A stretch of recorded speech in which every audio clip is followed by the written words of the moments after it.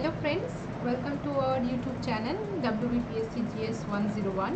তো এই চ্যানেলে তোমরা কিন্তু দুটো সাবজেক্ট হিস্ট্রি এবং পলিটির তোমরা ক্লিয়ার করতে পারবে।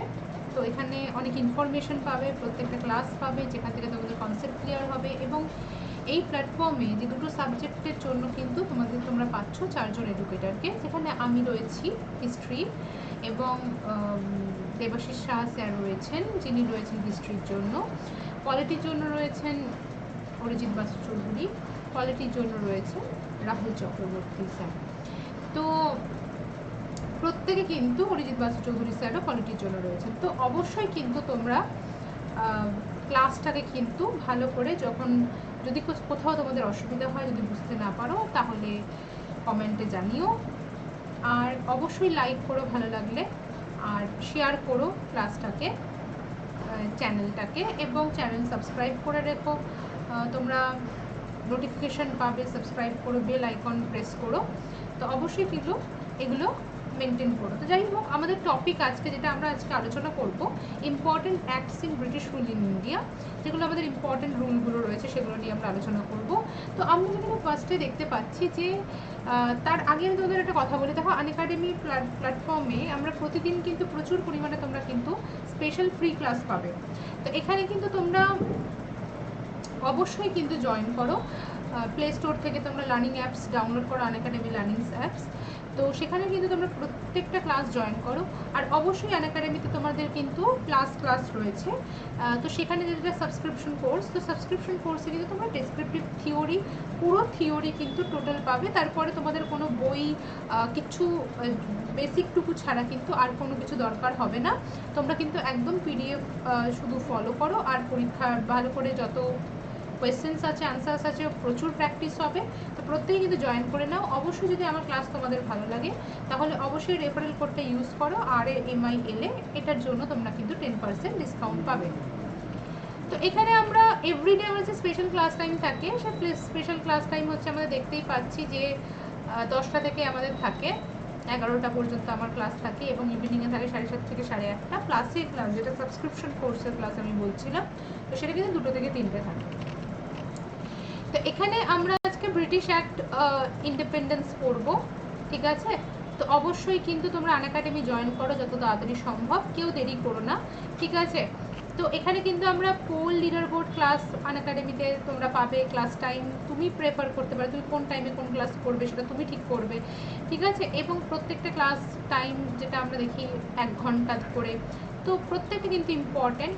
তো এবার বিষয়টা হচ্ছে যে আমরা যে অ্যাক্টসগুলো পড়ি ব্রিটিশ, যেগুলো ইম্পর্টেন্ট আমাদের, একদম তোমরা জানো যে ধরো এই প্রত্যেকটা অ্যাক্ট আমরা একই সঙ্গে যখন কনস্টিটিউশন পড়ি, ব্রিটিশ অ্যাক্ট যখন পড়ি, তো ব্রিটিশ অ্যাক্টের শুরুতে কিন্তু আমরা এই অ্যাক্টগুলোকে কিন্তু পড়ি।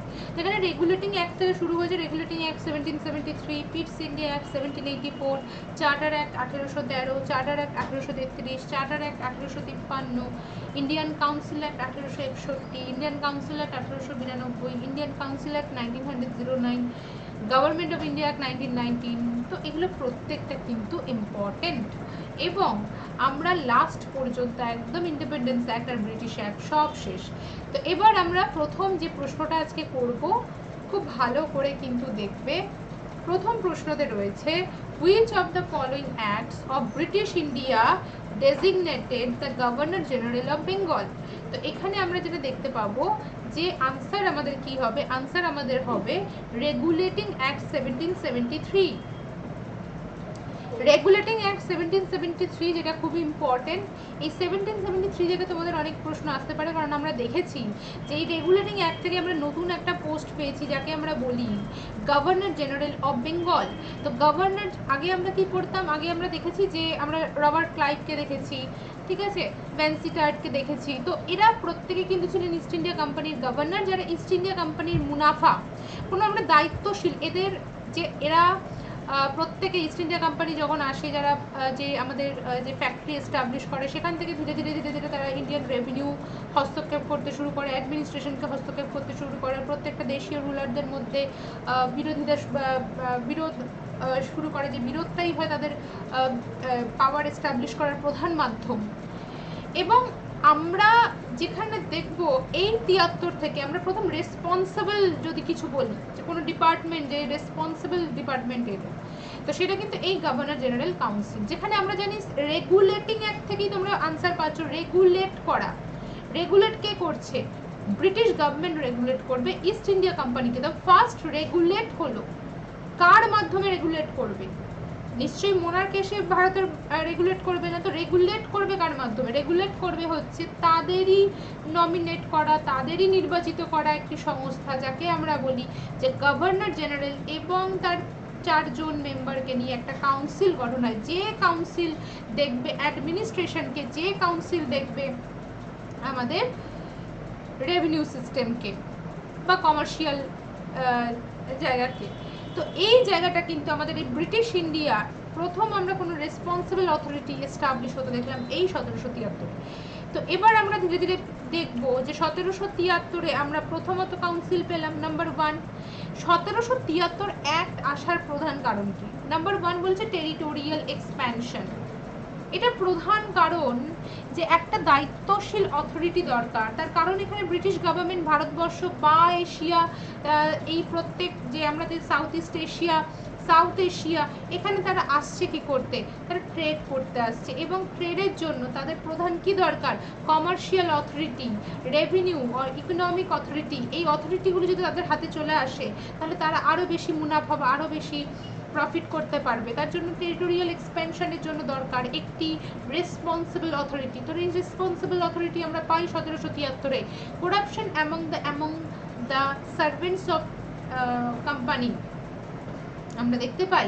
ইস্ট ইন্ডিয়া কোম্পানি যখন প্রিভিয়াস আমরা গভর্নরসদের দেখতে পাই, তো সেই সময় বলা হয় কেন এই রেগুলেটিং অ্যাক্ট আনার পেছনে প্রধান কারণ কি? তার কারণ হচ্ছে যে কোম্পানি প্রচুর পরিমাণে ক্ষতিগ্রস্ত হয় করাপশনের জন্য, lack of proper judicial administration. তো আমরা দেখতে পাই এখানে আমাদের কোনো জুডিশিয়াল বা বিচার ব্যবস্থা বলে আমরা কিছুই দেখতে পাই না। তো বিচার ব্যবস্থা হিসেবে আমরা সবাই জানি 1773-এ সুপ্রিম কোর্ট অফ বেঙ্গল আসে, এবং deteriorating the financial condition of the company. তো কোম্পানির ফাইন্যান্সিয়াল কন্ডিশনও ক্রমশ ক্ষতিগ্রস্ত হতে থাকে। Company defeat in 1769 at the hand of the Hyder Ali, এবং সেখানে আমরা দেখতে পারি তারপর 1769-এর পরে, যুদ্ধের পর আমরা দেখতে পাই প্রচুর পরিমাণে টেরিবল ফেমাইন বেঙ্গল, এখানে আমরা প্রচুর পরিমাণে অ্যাজিটেশন দেখতে পাই, এবং the company applied for a loan of £1 million in 1772। যেখানে ব্রিটেন এসেছে সাউথ ইস্ট এশিয়াতে প্রফিট করতে, সেখানে দেখা যাচ্ছে যে ইস্ট ইন্ডিয়া কোম্পানিকে পাঠিয়েছে তারা ট্রেড, প্রফিট এসবের জন্য। তো যখন তারা এসেছে তখন দেখা যাচ্ছে কোম্পানি উল্টে অ্যাপ্লাই করছে লোনের জন্য তাদের হোমল্যান্ড থেকে। তো অবশ্যই এখানে একটা রেসপন্সিবল অথরিটি দরকার। তো এবার নেক্সট যেটা আমরা, Lord Warren Hasting was the first governor general of Bengal. তো এবার আমরা নেক্সট যেটা পড়বো, which of the following British act gave exclusive trade privilege to the British East India company. তো ব্রিটিশ ইস্ট ইন্ডিয়া কোম্পানিকে privilege বা সুযোগ সুবিধা ট্রেড রিলেটেড ম্যাক্সিমাম করে কোন অ্যাক্ট অনুসারে? তো সেটা হবে আমাদের চার্টার অ্যাক্ট 1793 সি 1793। আমরা জানি এই সময় আমরা একটা ইম্পর্টেন্ট একটা ইনফরমেশন, যেটা কর্নওয়ালিস কোড, খুব ইম্পর্টেন্ট এটা। তো charter act 1793 provincialized the company trade monopoly with India, এবং 20 বছর এক্সট্রা আমরা দেখতে পাচ্ছি যে 1793-তে কি হয়। এই সময় কে ছিলেন? কর্নওয়ালিস। এক্সটেন্ড মনোপলি এক্সটেন্ড করার 20 বছরের জন্য, যে ডিভিডেন্ড যেটা লভ্যাংশ আমরা বলি সেটা 10% বাড়ানো হয়। Governor general receive veto power governor general পায় কাউন্সিলের উপর, তার কাউন্সিলকে সে কিভাবে মেনটেন করবে, এটা গভর্নর জেনারেল রিসিভ করে veto power. Governor general given authority over the Madras and Bombay. এবং আমরা যেটা দেখতে পাচ্ছি, salaries of board of control from companies revenue, এবং BOC appointed by board of control appoint করছে কে? Prime minister. It may increase tax on normal people. এবং first sign drain of wealth. তোমাদের জিজ্ঞাসা করে যে, যদি তোমাদের জিজ্ঞাসা করে ড্রেন অফ ওয়েলথ প্রথম কবে থেকে, আমরা বলি যে এটা শুরু হয় কবে থেকে। তো আমরা জানি, দেখো অনেকে বলে যে যখন দেওয়ানি আমাদের 1765-তে যখন দেওয়ানি লাভ হয় তখন আমাদের কি হয়, ড্রেন অফ ওয়েলথ অলরেডি শুরু হয়ে যায়। কিন্তু এটা অফিসিয়ালি, যদি আমি বলি অফিসিয়ালি গ্র্যান্টেড, তাহলে যখন লিগাল হলো কলোনাইজ হওয়া, কলোনি এস্টাবলিশ যখন লিগালাইজ হয়, তার মানে সেটা হয় কবে, 1833-এ। তাহলে 1833-এ আমরা বলতে পারি যে ড্রেন অফ ওয়েলথ একদম অফিসিয়াল, মানে আমরা লিগাল, বা আমরা বলতে পারি যে একদম ব্রিটিশদের হাতে অফিসিয়ালি যখন তারা অফিসিয়ালি কলোনাইজেশন লিগালাইজ করা হলো সেই এরাটাকে। কিন্তু অ্যাকচুয়ালি এটা শুরু হয়ে গেছিল 1765 এবং 1793-তে drain of wealth first sign from India, আমরা প্রমাণ ধীরে ধীরে আমরা পেতে শুরু করি এরকম। It may increase tax on normal people, এটা আমি বলেই দিলাম। এবার এই যে আমরা 1793 পড়ছি, আর ওপরে আমরা দেখলাম কি, ওপরে আমরা দেখলাম 1773, এর মিডিলে একটা ইম্পর্টেন্ট অ্যাক্ট রয়েছে যেটা খুব ইম্পর্টেন্ট। 1777-এ কি হয় যে কোম্পানি ডিরেক্টররা একটা সেটেলমেন্ট করে, কোম্পানি ডিরেক্টররা। এখানে কোম্পানি খুবই অসন্তুষ্ট ওয়ারেন হেস্টিংসের কিছু পদক্ষেপ দিয়ে, যেমন পাটনা কেস, নন্দকুমার কেস এবং আমাদের বৈজুরা কেস। এই তিনটে কেসের দ্বারা যে ওয়ারেন হেস্টিংসের অ্যাডমিনিস্ট্রেশন, সুপ্রিম কোর্টের জুডিশিয়াল পার্ট, এখান থেকে খুবই অসন্তুষ্ট কোম্পানি ডিরেক্টররা, এবং অনেক সমালোচনা হয় এই কেসগুলোর পর ওয়ারেন হেস্টিংসের। এবং সেটেলমেন্ট অ্যাক্ট যেটা আসে, এখানে ঠিক করা হয় ডিরেক্টররা মিলে, কোম্পানি ডিরেক্টররা। তো 1781-এ সেটেলমেন্ট অ্যাক্ট আসে। যে সেটেলমেন্ট অ্যাক্টের প্রধান বিষয় কি, যে কোম্পানিকে, যে এক্সিকিউটিভ এবং জুডিশিয়ারি দুটোকে সেপারেট রাখা। তোমাদের প্রশ্ন দেয় যে এক্সিকিউটিভ জুডিশিয়ারিকে প্রথম সেপারেট হয় কোন অ্যাক্টের মাধ্যমে। তো এখানে অনেকে মনে করে 1773, যেহেতু সুপ্রিম কোর্ট অফ বেঙ্গল আসে, তো ওটা কিন্তু একদমই ভুল কথা। তো এখানে কিন্তু আমাদের আনসার কি হবে, এখানে আমাদের আনসার হবে কিন্তু 1793, ঠিক আছে। তো এটা কিন্তু অবশ্যই মনে রাখবে। নেক্সট এবার যেটা আমরা পড়ব সেটা হচ্ছে which of the following act of British had separated legislative, তো এখানে জুডিশিয়ারি এক্সিকিউটিভ সেপারেট কবে হয়, তাহলে সেটা হবে 1781, ঠিক আছে।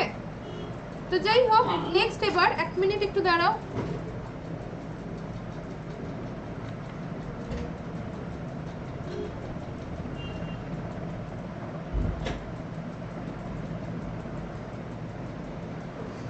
তো নেক্সট আমরা যেটা পড়বো সেটা হচ্ছে আমাদের 1793 তো হয়ে গেল, কমপ্লিট হলো।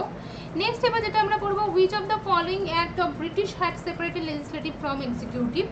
তো এখানে আমাদের কারেক্ট আনসার কি হবে, এখানে আমাদের কারেক্ট আনসার কিন্তু হবে 1853। কেন এটা বলেছে, আমরা জানি 1853-তে আমরা দেখতে পাই একটা ইম্পর্টেন্ট পজিশন, সেটা ICS, ইন্ডিয়ান সিভিল সার্ভিস। তো এই ইন্ডিয়ান সিভিল সার্ভিস যখন আমাদের দেখা যায় যে প্রথম যদি বলে যে ইন্ডিয়ানদের যেটা অ্যাপিয়ার হওয়া সিভিল সার্ভিসে, কনভিনেন্টেড সিভিল সার্ভিসে তো ইন্ডিয়ানরা নন কনভিনেন্টেড পোস্টে তো অনেকদিন আগেই ছিল, কর্নওয়ালিসের টাইম থেকে। কিন্তু কনভিনেন্টেড পোস্টে যে ইন্ডিয়ানদের যে রিক্রুটমেন্ট আমরা বলতে পারি, তো এটা কিন্তু আমরা কি দেখতে পাই, এটা কিন্তু আমরা দেখতে পাই যে প্রথম একটা যেটা কম্পিটিটিভ এক্সাম আগে এলো 1853, এবং এটাকেই ধরে 1861-তে আমরা দেখি ইন্ডিয়ানাইজেশন যেটা হওয়া, এটা কিন্তু শুরু কিন্তু হয় কোন অ্যাক্টকে ধরে শুরু হয়, সেটা কিন্তু 53-কে ধরে। তাহলে এটা কিন্তু খুব ইম্পর্টেন্ট পার্ট। এবং 53 আরও কেন ইম্পর্টেন্ট, তার কারণ হচ্ছে এখানে আমরা বাংলাতে একটা বিশেষ অফিসিয়ালস পাই। সেটা কি পাই আমরা বাংলাতে, আমরা পাই এখানে লিউটেন্যান্ট গভর্নর।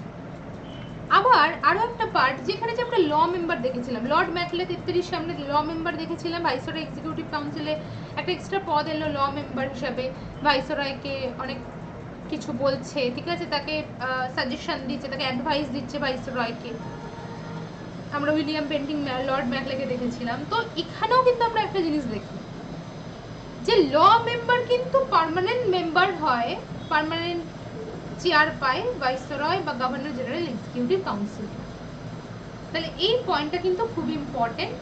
এবং আমরা নতুন প্রভিন্স দেখতে পাই। কি নতুন প্রভিন্স? আসাম সেন্ট্রাল প্রভিন্স, ঠিক আছে, সেন্ট্রাল প্রভিন্স আসাম, সিন্ধ, পাঞ্জাব, ঠিক আছে, এরকম আমরা নতুন নতুন প্রভিন্স কিন্তু শুরু হয়। তাহলে এটা হচ্ছে আমাদের ইম্পর্টেন্ট খুবই। এবং আমাদের সিভিল সার্ভিস, লর্ড ম্যাকলে 1854, ঠিক আছে। তো সিভিল সার্ভিসে দুটো বিষয়, একটা হচ্ছে আমরা দেখতে পারলাম যে কম্পিটিটিভ এক্সাম, একটা দেখতে পেলাম ফিটেস্ট, এটা কিন্তু রাখা হবে যে ফিট হতে হবে অফিসিয়ালসদের, ট্রেনিং যেটা প্রপার ট্রেনিং। তো এখানে আমাদের আনসার কি হবে? চার্টার অ্যাক্ট 1853, এখানে আমরা control of the company, administration, central legislature, revenue. আর সেন্ট্রাল লেজিসলেচার কিন্তু আমরা পেয়ে গেছি, বা সেন্ট্রালাইজ পাওয়ার, তোমাদের পরীক্ষায় প্রশ্নতেও দেয় যে সেন্ট্রালাইজ পাওয়ার আমরা কবে এস্টাবলিশ হতে দেখি? 1833। ডিসেন্ট্রালাইজেশন কবে এস্টাবলিশ হতে দেখি? ডিসেন্ট্রালাইজেশন কবে এস্টাবলিশ হতে দেখি? সেন্ট্রালাইজ কবে এস্টাবলিশ হতে দেখি? তো 1833, 1909। 1909 ডিসেন্ট্রালাইজেশন, 1833 কেন সেন্ট্রালাইজেশন, ঠিক আছে। এবার আমরা যেটা নেক্সট করব, the British East India Company acts that open India to missionaries। তো এখানে আমরা কি দেখতে পাচ্ছি? এখানে আমরা দেখতে পাবো যে ওপেন ইস্ট ইন্ডিয়া কোম্পানি মিশনারিজদের জন্য ওপেন করে, লিগ্যাল করে। মিশনারিদের আগেই আমরা দেখতে পাই 1700 আমরা জানি ব্যাপটিস্ট শ্রীরামপুর মিশনারি, তো সেখানে কিন্তু আমরা উইলিয়াম ক্যারি, ঠিক আছে, তো সেখানে আমরা মিশনারিদের অলরেডি দেখতে পাই। কিন্তু এখানে বিশেষত্ব কি বলেছে? লিগ্যালাইজ করে, পারমিশন দেয় মিশনারিজদের, যে ধর্ম, যেটাকে আমরা কি বলি, যে ধর্মকে এস্টাবলিশ করা, যেটাকে আমরা বলি। তো এবার বিষয়টা হচ্ছে যে এখানে আমরা যেটা করব, যে 1813 আমাদের আনসার হবে সি। এখানে ফার্স্ট হচ্ছে ইস্ট ইন্ডিয়া কোম্পানি অ্যাক্ট 1813 তে, also known as charter act 1813, was an act of the Parliament of United Kingdom which renewed the charter issued to the British East India Company and continued the company rule in India। আমরা দেখি 1813 তে যে মনোপলিকে যে restrict করলো, আমরা কোম্পানির মনোপলিকে restriction দেখলাম, and the company's commercial monopoly. কেন এটা হলো? তার কারণ হচ্ছে নেপোলিয়ান থ্রেট সেই সময়। তো একটা যখন বহিঃশত্রুর আক্রমণ হতে যায়, তখন গভর্নমেন্ট কি করে? কন্ট্রোল করে। এখানে ইস্ট ইন্ডিয়া কোম্পানি তো অনেক করাপ্ট অফিসিয়ালস ছিলেন, তো এখানে গভর্নমেন্ট ভরসা করতে পারছে না যদি কোনোভাবে এই করাপ্ট অফিসিয়ালসরা কোনোভাবে যুক্ত হয়ে যায়, তাদের যে আমাদের ইনভেশন আসছে, নেপোলিয়ান থ্রেট আসছে, কোনোভাবে যদি ইনভলভ হয়ে যায়, তো সেখানে সেই জন্য এটাকে কন্ট্রোল করার জন্য পুরো মনোপলিক ইন্ডিয়া উইথ আদার কান্ট্রির সাথে ট্রেড কন্ট্রোল করে, যেখানে যেরকম থ্রেড নেপোলিয়ানের। এবং বিশেষ করে এটাকে রাখে শুধুমাত্র চায়না টি ট্রেডের ক্ষেত্রে। তো compulsory training for all civil servant, এবং আমরা জানি যে সিভিল সার্ভেন্টদের জন্য কম্পালসারি ট্রেনিং এটা শুরু হয়ে যায় 1813 থেকে। allotted 1 lakh to promote education in India, allowed Christian missionaries, এবং ফাইন্যান্সিয়াল প্রভিশন, রিভাইভাল ইন্ডিয়ান। এই যে 1 লাখ টাকা যে গ্র্যান্ট করেছে, তার প্রধান কারণ কি? 1 লাখ টাকা গ্র্যান্ট করেছে, তার কারণ হচ্ছে যে ইন্ডিয়ান লিটারেচার এবং প্রমোশন অফ সায়েন্স। নেক্সট, এবার দেখো এখানে একটা লাইন আছে, আমরা যেটা দেখতে পাচ্ছি যে এখানে বলেছে যে আমরা দেখতে পাচ্ছি যে compulsory training for all civil service, company monopoly যে পার্টটা 1813, এখানে কোম্পানির যে পুরো কমার্শিয়াল পার্টটা তোমাদের জিজ্ঞাসা করতেই পারে যে কোথায় পুরোপুরি শেষ করা হয়, কমার্শিয়ালটাই শেষ করে দেয় 1843। তাকে ইস্ট ইন্ডিয়া কোম্পানিকে কি বানানো হলো? অ্যাডমিনিস্ট্রেটিভ বডি বানানো হলো 1833। আবার পুনরায় কমার্শিয়াল বানানো হয় কবে? মহারানীর ঘোষণা। তাহলে এটা কিন্তু আমাদেরকে কিন্তু জানতে হবে, ঠিক আছে। নেক্সট এবার যে পার্টটা আমরা করব সেটা হচ্ছে আমাদের ইংলিশ এডুকেশন অ্যাক্ট, যেটা খুবই ইম্পর্টেন্ট, আমরা ম্যাকলে মিনিট বলি, যেখানে আনসার হবে 1835। তো সবাই জানো এটা। ইংলিশ এডুকেশন অ্যাক্টের পারপাস কি ছিল? যেখানে ম্যাকলে কি বলেছিলেন, যেখানে যে ভার্নাকুলার ল্যাঙ্গুয়েজ থাকবে, ভারতীয়রা বাহ্যিকভাবে হবে, যেটা আমরা বাহ্যিক ড্রেস, কথাবার্তা, ঠিক আছে, চলন ধরন, স্টাইল ব্রিটিশদের মতো, রং বর্ণ যেগুলো কিছু করার নেই, জেনেটিক, তো সেখানে তারা হবে ইন্ডিয়ান। কিন্তু ভাষা বলা, চলন ধরন, পোশাক পরিচ্ছদ সব কিছু হবে ব্রিটিশদের মতো। তো এখানে ওনার যেটা কথা, কম্পালসারি ইংলিশ এডুকেশন এবং ভার্নাকুলারকে না রাখা। কিন্তু আমরা জানি যে যখন এই ইংলিশ এডুকেশন অ্যাক্টের মাধ্যমে এবং এর পরবর্তীকালে 35 যে ইংলিশ এডুকেশন এবং এর পরেই আমরা জানি যে দেশীয় ভাষা অস্তিত্ব নিয়ে অনেক আন্দোলন, আমরা বলি ওরিয়েন্টালিস্ট ডিবেট, অ্যাংলিয়াস্টিক। তো এখানে আমরা দেবেন্দ্রনাথ টেগর তত্ত্ববোধনী পত্রিকা, তার প্রধান কারণ কী ছিল? যে এই যে দেশীয় ভাষা যে না থাকা, গভর্নমেন্টের কোনো রকম যেটাকে সহযোগিতা বা দেশীয় ভাষাকে এগিয়ে নিয়ে যাওয়ার জন্য যে একটা অথরিটি বা রেসপন্সিবিলিটি দরকার, সেটা গভর্নমেন্টের কাছ থেকে পাচ্ছে না। তো তার জন্য কি হচ্ছে? তার জন্য আমরা দেখতে পাচ্ছি যে এই পদ্ধতিকে, আমি যদি বলি বিরোধিতাকে করে, আমরা জানি তত্ত্ববোধনী সভা 1843, 1839, ঠিক আছে? তো এখানে আমরা দেখতে পাবো তাহলে কি কার সময়? উইলিয়াম বেন্টিং, কে? Lord Macaulay. এবং এখান থেকে আমরা down to earth, downward filtration theory, তার মানে হচ্ছে সমাজে মানে সবার মধ্যে শিক্ষার বিস্তার ঘটানো, মেজরিটির মধ্যে, কমন পিপলের মধ্যে। তো যাই হোক, আবারও তোমাদের বলার প্রত্যেককে যে যারা এখনো পর্যন্ত আনএকাডেমি ক্লাসে তোমরা জয়েন করোনি, তারা প্রত্যেকে আনএকাডেমি স্পেশাল ক্লাস জয়েন করো, যেখানে তোমরা ফ্রি ক্লাস পাবে প্রচুর। তো ফ্রি ক্লাস করো, আনএকাডেমি তোমাদের জন্য আগে ফ্রি ক্লাস প্রোভাইড করে। তোমাদের ক্লাস ভালো লাগলে অবশ্যই তোমরা ক্লাসে জয়েন করো। ক্লাসের যে প্রত্যেকটা পিডিএফ, সেই প্রত্যেকটা পিডিএফ কিন্তু তোমাদের জন্য ইম্পর্টেন্ট হবে। তো এখানে যদি আমার ক্লাস তোমাদের ভালো লাগে তাহলে এই রেফারেল কোডটা ইউজ করতে পারো RMI গেলে, এর জন্য তোমরা 10% ডিসকাউন্ট পাবে, ঠিক আছে? Next, which of the following act of East India Company provided a joint government of British India by the company and the crown, with the government holding the ultimate authority? তো এখানে আমরা যেটা দেখতে পাবো সেটা হচ্ছে আমাদের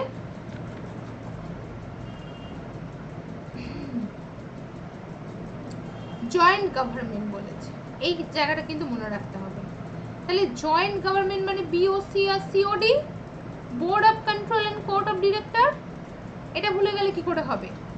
board of control and court of director, এটাই হবে আমাদের BOC অ্যান্ড COD। তাহলে এই জায়গাতে আমি কি দেখতে পাচ্ছি? তো আমাদের আনসার হবে 1784, যেখানে আমরা কি দেখি? British sovereignty over east India company, British sovereignty over east India company, বা আমরা ব্রিটিশ গভর্নমেন্টের সভরেন্টি এস্টাবলিশ হয় EICর ওপরে। আর যদি বলে যে ব্রিটিশ কোম্পানির সভরেন্টি, ব্রিটিশ গভর্নমেন্টের সভরেন্টি এস্টাবলিশ হয় ইন্ডিয়ার ওপর, তখন হবে কিন্তু 1858 মহারানীর ঘোষণাপত্র।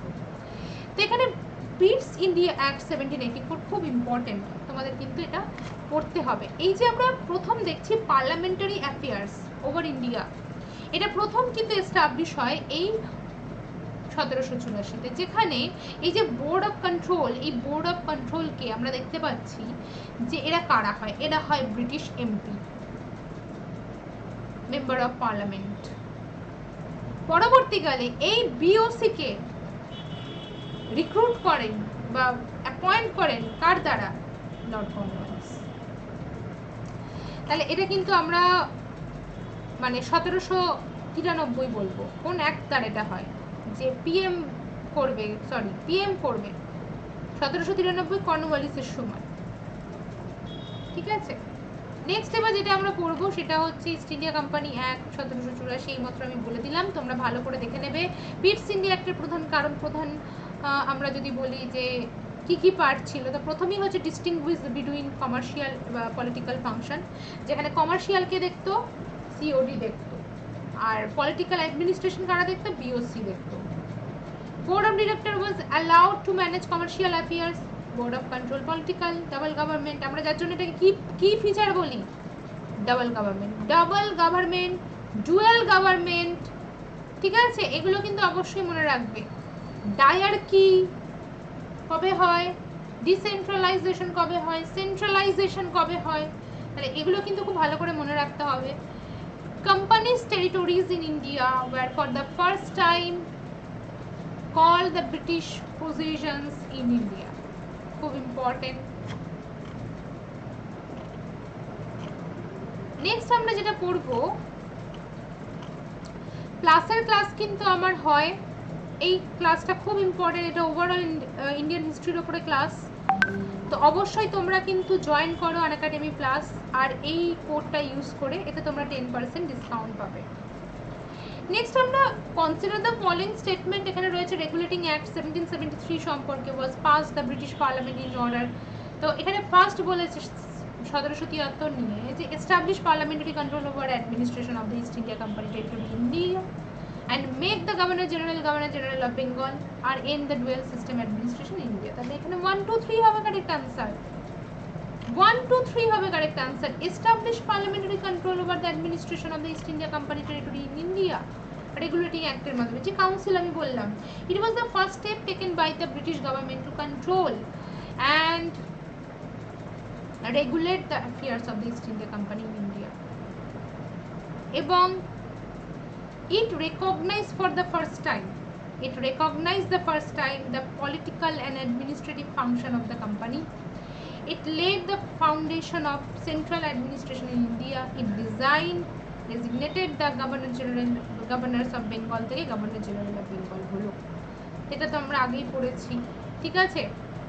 তো যাই হোক, আজকে আমাদের এতটুকু পর্যন্ত হলো। নেক্সট ক্লাস কিন্তু আমরা করব আরও ইম্পর্টেন্ট কোয়েশ্চেন আনসারের উপর। আশা করি তোমাদের ভালো লাগবে। তো প্রত্যেকে যদি কোনো অসুবিধা হয় তাহলে কিন্তু আমাকে অবশ্যই জানাবে কমেন্ট সেকশনে, কোনো কনফিউশন থাকলে, কোনো যদি জিজ্ঞাসা থাকে তো অবশ্যই জানাবে। থ্যাংক ইউ, আবার দেখা হবে তোমাদের সাথে নেক্সট ক্লাস।